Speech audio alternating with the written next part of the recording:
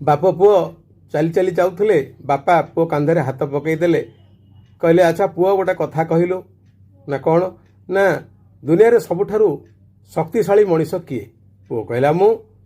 बापा कहले कौन कहलु तू शक्तिशाली मनीष ना हाँ सेठू कहले अच्छा दुर्बल किए एति कहीकि बापा कौन कहले ना पुओ कांधरू हाथ काढ़ी आनिले सेठू पुओ को जिते पचारे दुर्बल किए कह बोली सेठू कहला मु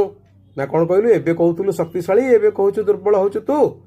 सेठू पुओ बुझेदेला कहला बापा टिके पूर्व तुम जो प्रश्नटी पचारि जे सबुठारु शक्तिशाली किए बोली सेतेबेले तुम मो कांधरे हाथ पकई तेणुक मुझे शक्तिशाली होती आ जितेबले